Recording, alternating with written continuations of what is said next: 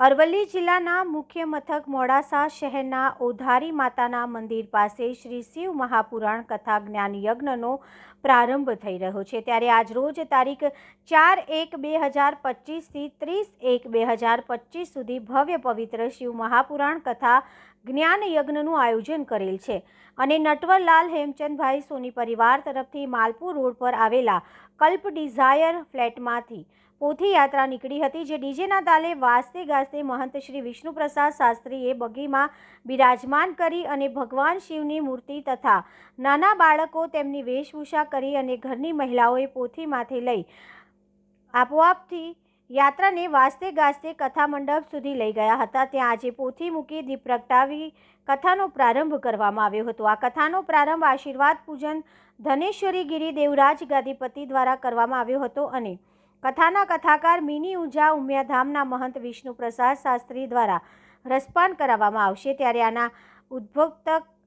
શ્રી જયેન્દ્ર પંડ્યાએ જણાવ્યું હતું કે આના નિયંત્રક સોમનાથ ચેરિટેબલ ટ્રસ્ટ અને મહાદેવ ભક્ત પરિવાર ધીરેનભાઈ સોની, હર્ષ સોની અને આશીષ પંચાલ દ્વારા કરવામાં આવનાર છે। Bureau chief Alpesh Patel, Aravalli. ત્રંબકમ જજામહે સુગંધિમ પુષ્ટિવર્ધનમ ઉર્વારુક્મી વંદનાત મૃત્યુર્મુક્ષેમામૃતાત।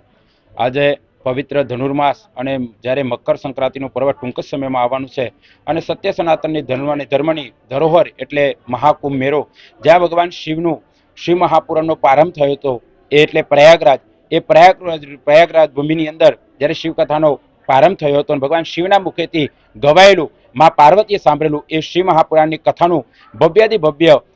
આયોજન શ્રી મોડાસા શ્રી સોમનાથ ચેરિટેબલ ટ્રસ્ટ દ્વારા અને સોની ધીરેણભાઈ નટવરલાલ તરફથી જે આજે પોથી યાત્રા એમના ઘરેથી નીકળી છે, ત્યારે હરિભક્તોના ખૂબ આનંદ ઉત્સાહ છે અને દરેક મહાદેવના ભક્તો પણ આજે ખૂબ મોટી સંખ્યાની અંદર પોથી યાત્રામાં જોડાઈ દીપ પ્રાગટ્ય કરી આજથી કથાનો પ્રારંભ